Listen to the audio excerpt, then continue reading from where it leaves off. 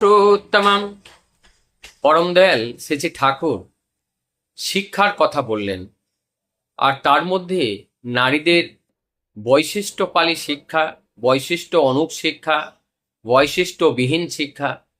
বৈশিষ্ট্যপালী শিক্ষা কেমন হয়, এই শিক্ষাকে কি বলা হয়, এবং বৈশিষ্ট্যহীনতা শিক্ষা সেটাও বা কেমন হয়।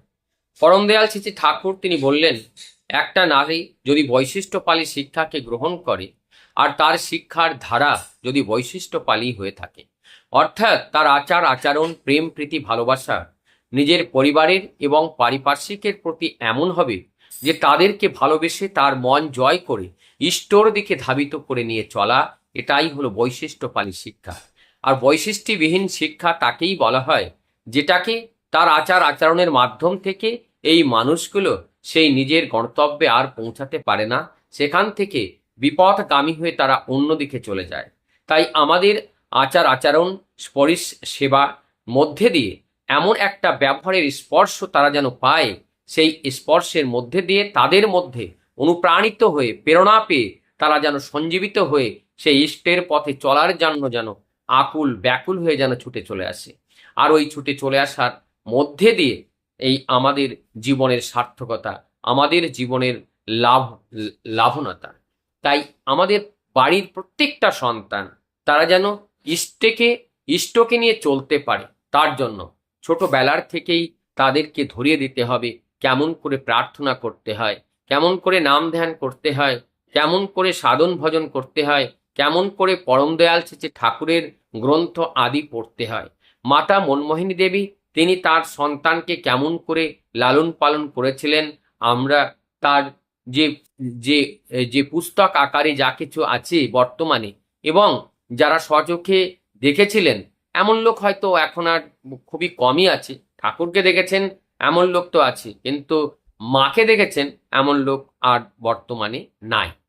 তাই ঠাকুরকে যারা দেখেছেন এবং ঠাকুরের সঙ্গ করেছেন, এবং ঠাকুরের যে যে আমাদের যে বড় মা, তার যে পরিপালন, পরিপোষণ, পরিরক্ষণ, তার যে ব্যবহার, তার যে বৈশিষ্ট্যপালী আচরণ, সেইগুলোকে দেখে আমরা অনেক শিখতে পারি, আমরা জানতে পারি, আমরা বুঝতে পারি যে আমাদের কেমন করে চলতে হবে, আমাদের কেমন করে সকলকে নিয়ে চলতে হবে। আমরা আমার মতো করে চললাম নিজেকে প্রতিষ্ঠা করার জন্য, তা তো কিছু হলো না।